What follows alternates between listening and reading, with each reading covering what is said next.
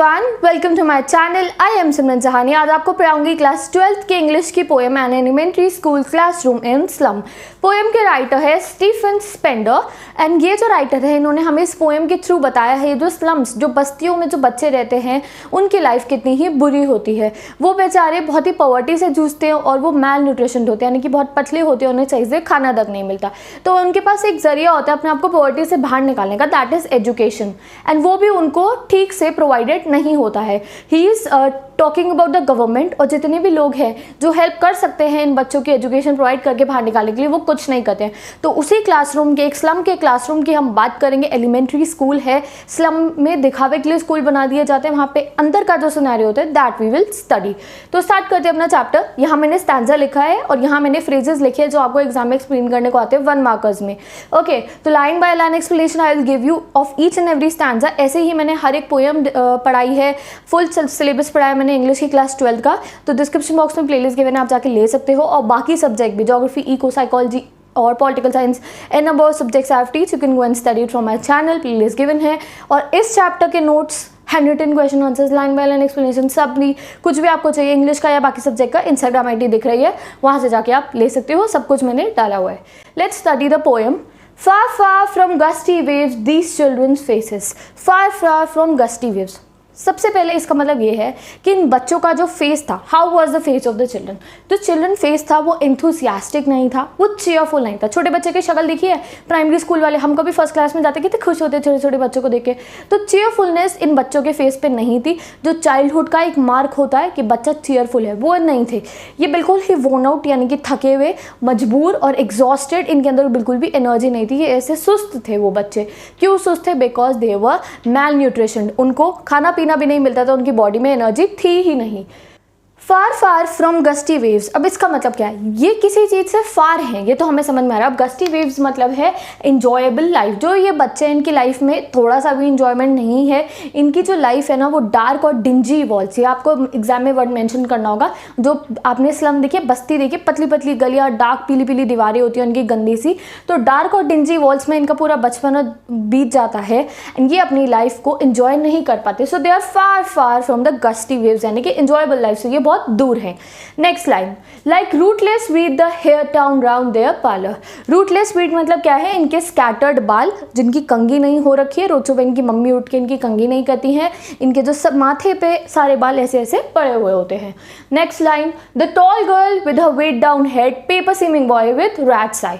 Toll girl, लड़की तो लंबी है बट उसका सर झुका हुआ है। अब क्यों झुका हुआ है उसका सर? उसका सर इसलिए झुका हुआ है because she is burden by the load of poverty. उसके ऊपर गरीबी का बोझ है, वो मैल न्यूट्रिशन है, उसे खाना सही से नहीं मिलता है, इसलिए उसका जो ये बैक है वो ऐसी हो गई है। Next is paper seeming boy. Paper seeming समझो, बहुत पतला सा लड़का था और वो, उसको रैट्स आई थी, उसकी आंखें बिल्कुल ही एक चूहे जैसी। चूहे को देखा है, आंखें बाहर होती है, मुंह अंदर होता है, तो दैट मीन्स वो दिखा रहा है वो बच्चा भी मैल न्यूट्रिशन था, कुपोषण का आप कह सकते हो उसे, वो उसको वाली बीमारी थी, उसकी आंखें बाहर को निकली हुई थी और मुंह अंदर को था। सेकेंडली, रैट आइज का एक और मीनिंग है कि जो बच्चा था ना, अब रैट क्या करता है, हमने देखा है इधर उधर खाने की तलाश में रैट घूमता रहता है, तो इसी तरीके से उस बच्चे की आइज भी बहुत टिमिड थी और इधर उधर घूर रही थी कि उसको कुछ मिल जाए। तो इट दिस हमें पोएट ने बताया है वहाँ के बच्चों की हालत कैसी थी और उनका बचपन इसी स्लम्स के अंदर गुजर जाता है। Now let's study the next है। पोएट ने यहाँ पे उनकी जो क्लासरूम में दिखाई है वो कैसी थी। ऑन सार क्रीम वॉल्स शेक्सपियर हेड। सार क्रीम वॉल्स मतलब क्या है? जो वॉल्स थी वो फेडेड थी, यानी कि पेंट बहुत ख़राब हो चुका था वहाँ का। सेकेंडली, सार क्रीम वॉल एक और चीज़ हमें दिखाती है कि जो ये स्लम के क्लासरूम है वहाँ पे एजुकेशन की कोई वैल्यू नहीं है, बस बच्चे आते हैं और जाते हैं, एजुकेशन बहुत ही लो लेवल की वहाँ पे उनको मिलती है। मे बी उस क्लासरूम के अंदर शेक्सपियर की कोई पोर्ट्रेट वॉल पे लगी हो सकती है और उस समय पे पोएट ये कहना चाहते हैं जो ये शेक्सपियर है वो कौन है? लिटरेचर शो करते हैं, शेक्सपियर फादर ऑफ लिटरेचर है। तो वो बच्चे जिनको एजुकेशन मिल ही नहीं रही है, जिनकी लाइफ बिल्कुल ही डर्टी और स्लैग्स हीप के अंदर ही रहती है, यानी कि कूड़े के ढेर में ही वो रहते हैं स्लम्स के अंदर ही, तो उनके लिए शेक्सपियर बिल्कुल ही यूजलेस है। उनकी क्लास में शेक्सपियर का होना उनकी होप्स बढ़ाएगा और उससे उनके लिए कोई भी बेनिफिट नहीं होगा। क्लाउडलेस एट डाउन सिविलाइज्ड डोम राइडिंग ऑल सिटीज़। यहाँ पे भी पोइट यही कह रहे हैं कि जो उनका स्काई है, जो छत है उनके ऊपर, वो क्लाउडलेस है, यानी कि वो बहुत पॉल्यूटेड है और उन्हें कभी कभी जो बड़ी बड़ी बिल्डिंग्स होती है हाई सोसाइटी की, वो अपनी छत से दिखती है, बट येस वो कुछ नहीं कर सकते। उन्हें अपनी उस जो स्लम है, जो कूड़े से भरी जो उनकी स्लम है, उसी के अंदर उन्हें अपनी लाइफ जीनी होगी। Bell the flowery Tyrolese valley open handed map awarding the world its world. ये लाइनें घटी पड़नी है। यहाँ पे वो नेचर की ब्यूटीज़ के बारे में पोइट ने बताया कि bell the flowery Tyrolese valley, यानी कि फ्लावर से भरी वैलीज़, जो कुछ भी वर्ल्ड में ब्यूटीफुल चीज़ें हैं वो इन बच्चों को कभी नहीं मिलेंगी। ये जो इनका स्लम है, पतली पतली गलियों वाला, पॉल्यूटेड, जिसमें सारे के समय गार्बेज भरा रहता है, ये बेचारे यहीं पे घूमते रहेंगे, यहीं पे बड़े होंगे, दे विल डाई है, और ये कभी भी जो नेचर की ब्यूटी है उसको एक्सपीरियंस नहीं कर पाएंगे। Awarding the world its world, इनका जो वर्ल्ड है वो स्लम के अंदर ही रह जाएगा। तो विद दिस आपका थर्ड पैराग्राफ कंप्लीट हो गया है। अब नेक्स्ट पैराग्राफ पढ़ेंगे, जिसमें जब में पोएट ने बोला the stunned unlucky heir of twisted bones reciting father's gnarl disease। यहाँ पे पोएट ने एक बच्चे को रेफर करा है, एक बच्चे को बोला है स्टंड। अब स्टंड क्यों बोला है? उसने एक पतले से जो बॉय था हमारे स्लम का, उसको बोला स्टंड। स्टंड वो इसलिए था, स्टंड मतलब बिल्कुल पतला सा ऐसा था, because of the malnutrition. और वो एयर किसका? एयर मतलब विरासत। उसे विरासत में क्या मिला? जैसे आप लोगों को क्या मिला? आपको आपके फादर के पास जो कुछ भी आगे चल के वो आपका होगा, तो आपको अच्छी अच्छी चीज़ें मिली है। If you belong to a rich family, तुम्हें और अच्छी चीज़ें मिली है। बट इस बेचारे बच्चे को क्या मिला? क्या मिला उसको? सिर्फ और सिर्फ डिजीजेज एंड ट्विस्टेड बोन्स। उसको गिनाल डिजीज़ मिली अपने फादर से विरासत के अंदर। गिनाल डिजीज़ एक ऐसी डिजीज़ होती है जिसमें जो बोन्स होती है वो ऐठ जाती हैं, यानी कि जो बोन्स होती है वो बॉडी में से बाहर निकली हुई होती हैं because of the malnutrition, और ऐसे बिल्कुल अकड़ी हुई सी सारी की सारी बोन्स होती है हमारी बॉडी की। तो वो उस बेचारे बच्चे को अपने फादर से विरासत में मिला है। जो हमारे आके देखो तो फादर्स क्या देते? प्रॉपर्टी, बंगला, गाड़ी, पैसे, ये सब देते बच्चों को। बट इस बेचारे बच्चे को क्या मिला है? सिर्फ और सिर्फ डिजीजेस मिली है अपने फादर से। तो इसलिए इसको बोला है अनलकी एयर, अनलकी वारिस है ये। ठीक है, अब आते हैं नेक्स्ट लाइन पे। His lesson from his desk at the back of dim class, one unnoted sweet young, his eyes lives a dream. यहाँ पे एक बच्चे के बारे में बताया गया है जो लास्ट डेस्क पे बैठा है क्लास की। क्लास का एटमॉस्फेयर कैसा है? डिम है, बहुत ही ज़्यादा डिम लाइट वाली हमारी क्लास हैगी। अननोटिस्ड बैठा है वो क्लास में, लास्ट सीट पे अननोटिस बिल्कुल वो बैठा है, किसी का उसका ध्यान नहीं जा रहा है। But he is different from others, वो बाकी बच्चों से डिफरेंट है। उसको स्वीट एंड यंग, पहली बार पोएट ने कोई अच्छा वर्ड यूज़ करा है बुक के अंदर, आपकी पोएम के अंदर। तो ये जो बच्चा है ये इन सबके बीच में एक हीरो है। हीरो क्यों है? क्योंकि इसकी आंखों में एक चमक है। वो चमक उसकी आंखों में दिखाई दे रही है एंड उसकी आंखों में दिखाई दे रहा है दैट वो अपने फ्यूचर के लिए कुछ सपने सोच रहा है। उसकी आंखों में गरीबी होते हुए भी डेस्पेयर नहीं था। His eyes live a dream of squirrels game in a tree room other than this। अब यहाँ पे पोएट ने हमारा ध्यान भटकाया है टुवर्ड्स द स्क्विरल गेम, जो ट्री से बाहर विंडो में चल रहा था, जिसको वो बच्चा देख रहा था। At the same time squirrel जैसे इधर उधर फुदक फुदक के घूम रही होती है, वैसे ही वो बच्चा उनको देख रहा होता है। एंड सेकेंडली एक और मीनिंग है ये स्क्विरल्स गेम का, वो जो उस बच्चे की आंखें थी ना, वो भी होप्स फॉर फ्यूचर में, जैसे हम बैठ के कभी अपना फ्यूचर का प्लान कर रहे होते हैं, अच्छा अभी सैटरडे आने वाला है, यहाँ पार्टी करने जाएंगे, पापा से वाला मोबाइल खरीदना है। तो हमारी आंखें जैसे जब हम सोच रहे होती है ना, तो उसमें कुछ अलग सी चमक होती है, वो फ्रिकल करती रहती है लाइक स्क्विरल। तो वैसे ही ये बच्चा भी अपने फ्यूचर के लिए कुछ सोच रहा होगा, इसलिए इसकी आंखें भी फ्रिकल कर रही थी। तो यहाँ पे आपका ये पैराग्राफ भी, स्टैंजा भी कंप्लीट हो गया है। ऑल द जो कहते हैं आप रेफरेंट टू द कॉन्टेक्स्ट, वो भी आपके यहीं पे कंप्लीट हो गए हैं। Now let's come to the next paragraph. For these children these window not map their world. यहाँ पे बताया गया इन बच्चों के लिए ना जो वर्ल्ड मैप होता है वो इनकी दुनिया नहीं है। इनकी दुनिया क्या है? ये विंडो, जो इनकी क्लासरूम से बाहर विंडो जो सड़ी हुई गली में दिख रही है, वही उनकी दुनिया है, क्योंकि उन्हें उन्हीं सड़ी हुई गलियों में अपना जो लाइफ है उसको रहना है। Where all their future is painted with fog, a narrow street with lead sky. इनका जो पूरा फ्यूचर है ये फॉग से पेंटेड है, यानी कि कोहरा देखा है आपने, कुछ दिखता ही नहीं है। तो वैसे ही इनके फ्यूचर में कोई उम्मीद नहीं है, ये इसी पॉवर्टी में रहते रहेंगे। A narrow street of lead sky. Lead sky मतलब होता है ग्रे कलर का स्काई। ग्रे कलर का स्काई होता है मोनोटोनस लाइफ हो गई।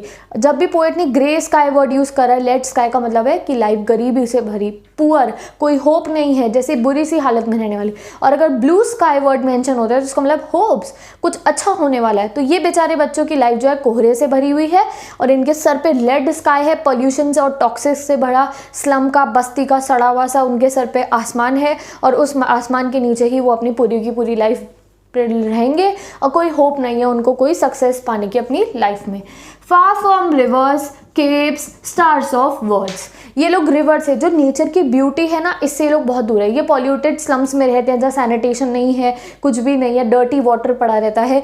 ना ये कभी सुंदर सुंदर रिवर्स देख पाएंगे, ना ही ये कभी कभी स्नो कैप माउंटेन्स, केव्स क्या होती है, स्नो की कैप वाले माउंटेन्स होते हैं, ग्लेशियर्स वगैरह आप कह लो, वो ये नहीं देख पाएंगे। ना ही ये कभी सुंदर सुंदर स्टार्स को देख पाएंगे, क्योंकि इनकी जो आसमान है वो तो लेड का है, वो तो ग्रे कलर का है। पॉल्यूशन की वजह से क्या स्टार्स दिखते हैं? नहीं। तो इनकी लाइफ बिल्कुल ही मोनोटोनस है। यहाँ पे पोएट ने हमें और अच्छे तरीके से बताया है। नेक्स्ट स्टैंजा में हमें पता चला दैट इनकी क्लासरूम में एक शेक्सपियर रखे हुए हैं। तो उसमें पोएट ने बोला, surely Shakespeare is wicket, map a bad example. आपने देखा क्लासरूम में सजावट के लिए कुछ ना कुछ रखा, तो वैसे इनकी क्लासरूम में शेक्सपियर रखा है और साइड में मैप लगा हुआ है। तो पोएट कह रहा है शेक्सपियर भी इनके लिए बेकार है और मैप भी बैड एग्जाम्पल है। शेक्सपियर को विकेट, बेकार क्यों बोला है? क्योंकि देखो शेक्सपियर है एपिटोम हाई लिटरेचर का। शेक्सपियर क्या इंग्लिश लिटरेचर के फादर हैं, वो उन्होंने कितनी बड़ी बड़ी अपने जो भी उनकी वर्क था वो हाई लिटरेचर का है। और उन बच्चों को तो जो अपनी गरीबी में, जो भूख और प्यास से ही अभी वो बाहर नहीं निकले, उनके लिए क्या काम है हाई लिटरेचर का, रोमियो जूलियट, ये सब पढ़ने का उनके पास टाइम ही कहाँ है। तो उनके लिए शेक्सपियर बिल्कुल यूजलेस है। सेकेंडली, मैप भी एक बैड एग्जाम्पल है उनके लिए। जो मैप है ना, वर्ल्ड मैप जो उनके क्लास में लगा हुआ है, वो भी बैड एग्जाम्पल है, क्योंकि देखो उनकी दुनिया तो उसी स्ट्रीट में रह रही है। तो मैप जो है उनके लिए बिल्कुल ही यूजलेस है। आगे बताती हूँ क्यों और यूजलेस है। With ships and sun and love tempting them to steal. यहाँ पे पोएट ने बताया है शिप, सन और लव, ये हमें दिखा रहे हैं तीन चीज़ें। ये दिखा रहे हैं ऑफ जॉयफुल लाइफ। शिप क्या हुए, वोएज पे जा रहे हैं, मज़े करने जा रहे हैं। सन ब्राइट, लव अच्छी चीज़ें हैं ये। और ये बच्चे जो जॉयफुल चीज़ें होती हैं उससे बहुत दूर हैं। And tempting them to steal, वो बता रहा है हमारा पोएट कि कभी कभी जब ये बच्चों को बिल्कुल भी जॉयफुल लाइफ नहीं मिलती है तो कभी कभी ये अपनी इच्छाएं पूरे करने के लिए बैड वेज पे, यानी कि गलत रास्तों पे भी निकल पड़ते हैं। हमने देखा है ये चोरी करते हैं, कुछ गलत काम करें। तो ये कह रहे हैं कि ये शेक्सपियर जो है और ये जो वर्ल्ड मैप है ये इनके अंदर की इच्छाएँ जगाएगा, ये इनके अंदर की होप जगाएगा। ये देखेंगे इतना सब कुछ भी, हम तो यहीं बैठे हैं और इनको कोई जॉय नहीं मिला है, इसलिए ये एक समय ऐसा आ सकता है कि गलत रास्ते पे निकल जाए अपनी जो होप्स है उनको फुलफिल करने के लिए। For lives that slyly turn into their cramped holes from fog to the endless night। इनकी जो लाइफ्स है ना, स्लाइली मतलब कैसे भी करके घूम घुमा के इनकी सड़ी हुई गली के सड़े हुए घर में ही पहुंच जाती है। इन द क्रम्प्ड होल्स, क्रम्प्ड होल्स मतलब ये अपनी स्पेंड करेंगे एंटायर लाइफ, पूरी लाइफ ये अपनी उन्हीं घरों में लेंगे। मिजरेबल एंड पैथेटिक लाइफ ये जिएंगे अपनी उसी गलियों के अंदर। From fog to endless light का मतलब यही है कि इनकी शुरुआत होगी फॉगी डे से और रात इनकी ख़त्म हो जाएगी लेड स्काई के नीचे। तो इनकी full on miserable and pathetic life रहेगी। इनकी क्लास में शेक्सपियर भी बेकार है, शेक्सपियर इनका क्या फ़ायदा करेगा। एंड जो मैप है, वर्ल्ड मैप है, वो भी इनके लिए बिल्कुल ही यूजलेस है। ये इनकी होप्स जगाएगा और इनकी इच्छाएं बढ़ेंगी तो कल को ये गलत काम करेंगे अपनी जो होप्स हैं उनको फुलफिल करने के लिए। अब लास्ट 2 पैराग्राफ पढ़ते हैं और फिर ये पोएम डी एंड है। On their slag heap, these children wear skin peep through their bones। ये slag heap पोएट ने यहाँ बोला है कूड़े का ढेर, जो इनका स्लम्स है इट इज़ लाइक अ कूड़े का ढेर ओनली। और यहाँ पे ये बच्चे रहते हैं और जो इनकी स्किन है उसने बोन्स पहन रखी है। इनका कहने का यह मतलब है जो इनकी स्किन है, जो शरीर है, उसमें से जो हड्डियाँ हैं वो बाहर निकल के आ रही है because of the mail nutrition. एक बच्चा देखना कभी आप स्लम में जाके, वो इतने पतले होते हैं कि जो हड्डियाँ हैं वो बाहर दिख रही होती हैं। This is what the poet wants to say. Spectacles of steels with mended glass like bottle bits on stone। यहाँ पे पोएट ने बताया इनमें से जिन बच्चों ने स्पेक्टिकल्स पहने, चश्मा जैसे मैं पहनती हूँ, उन्होंने स्टील का बना हुआ चश्मा पहना है, तो सोचो वो कितना भारी होगा पहनना। सेकेंडली पोएट ये भी कहना चाहता है कि जो इनकी लाइफ में बहुत ज़्यादा बर्डन है विद मेंटेड ग्लास, जो ग्लास है चश्मे का, जो ये ग्लास होता है वो मेंट हो रखा है, यानी कि वो टूट चुका था और वो सही हुआ है। Like bottle beads on stone, अभी कोई कांच की बॉटल लो और उसके ऊपर पत्थर फेंकना, तो देखा कैसे क्रैक आ जाता है ऐसे ऐसे करके, तो ऐसे ही जो बच्चों के चश्मे हैं उन पे क्रैक पड़ा हुआ है ग्लास के ऊपर। तो एक मतलब तो ये हो गया इसका कि चश्मे क्रैक्ड ग्लास वाले पहने हैं। सेकेंडली यहाँ पे ये मतलब है कि जो इनकी लाइफ है वो भी बिल्कुल क्रैक्ड है और शैटर्ड है।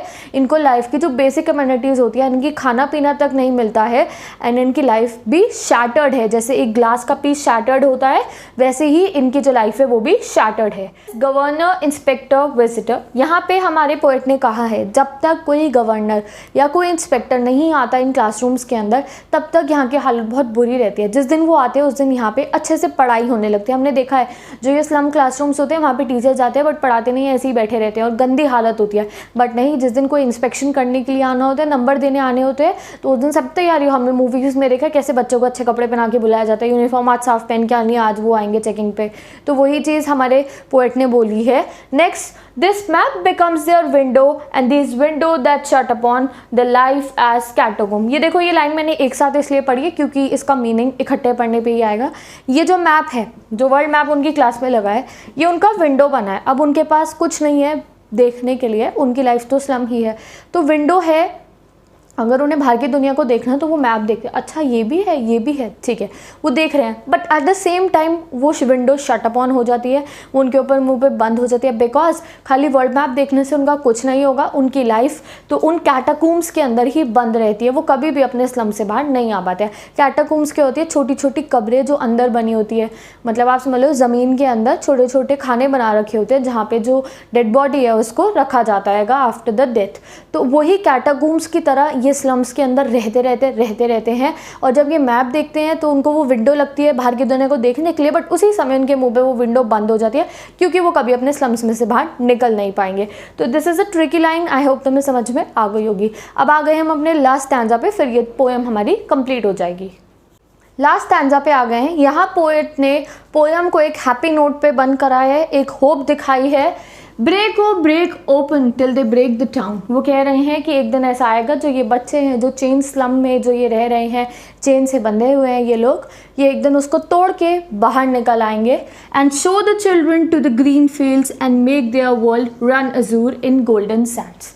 ये लाइन भी इकट्ठी पढ़नी है। इसका मतलब ये है एक दिन ये सारी चेन्स तोड़ के, सारे ताले खोल के इन स्लम्स में से बाहर निकलेंगे और ग्रीन फील्ड, जो ब्यूटी ऑफ नेचर आज तक इन्होंने देखी नहीं है, पॉल्यूटेड इन्वायरमेंट में रह रहे थे, वहाँ ग्रीन फील्ड्स पे जाके केयर फ्री लाइफ अपनी जिएंगे। यहाँ पे एग्जाम में आपको आएगा लिखने को green fields and golden Sands. इनका मतलब क्या है? केयर फ्री लाइफ, जैसे नॉर्मल बच्चे जीते हैं वो लाइफ ये जिएंगे और ये ब्यूटी ऑफ नेचर में खेलेंगे जाके फाइनली, जिस दिन ये अपनी सारी जो चेन्स है उनको तोड़ देंगे। And let their tongue run naked in books and white and green leaves open. यहाँ पे पोएट ने एजुकेशन की इंपॉर्टेंस बताई है। ये लोग अपनी चेन कैसे तोड़ेंगे? ये चेन तब तोड़ेंगे जब इन्हें अच्छी एजुकेशन मिलेगी। तो पोएट ने बोला इनकी टंग्स को रन कराओ ऑन बुक्स, यानी कि इनके हाथ में बुक्स दो, इनको वर्ल्ड ऑफ बुक्स के पास ले जाओ, इनको अलग अलग तरीके की बुक्स दो, इनको एजुकेट करो और तब ये अपने आप स्लम्स में से बाहर आ जाएंगे। पॉवर्टी से बाहर निकलने की एक रे ऑफ होप क्या है? एजुकेशन। लास्ट लाइन पढ़ते हैं। History their whose language is the sun. History is their whose language is the sun. यहाँ पे एंड में पोएट ने बताया कि अगर ये बच्चे बाहर निकल सकते हैं अपनी इस मोनोटोनस लाइफ से तो एक ही चीज़ है, वो उनके पास क्या है? एजुकेशन। अब यहाँ सन वर्ड क्या मेंशन करा गया है? सन हमारे को दिखा रहा है रे ऑफ एजुकेशन की तरफ। सन से मतलब ये है कि एजुकेशन जब मिलेगी बच्चों को तो वो ब्राइट हो जाएंगे, उनका दिमाग तेज़ हो जाएगा, वो कुछ ना कुछ करके अपने आप को इस पॉवर्टी में से बाहर निकाल लेंगे। तो अगर हमें हिस्ट्री बदलनी है, अगर हमें इन स्लम डेवलपर्स को चेंज करना है तो इनके पास बस एक ही अपॉर्चुनिटी है, वो क्या है? एजुकेशन। तो विद दिस आपकी ये पोएम कंप्लीट हो गई है। आई होप तुम्हें समझ में आया होगा ये line by line explanation. Still you have any queries, ask me down in the comment section. Notes मिलेंगे इंस्टाग्राम पे। So let's not waste more time, and this video. अब मिलूंगी आपसे नेक्स्ट वीडियो में, and do like this video and please guys share this video with all your classmates. It's my humble request to you all. तो आपसे मिलूंगी मैं अब next video में। Bye bye.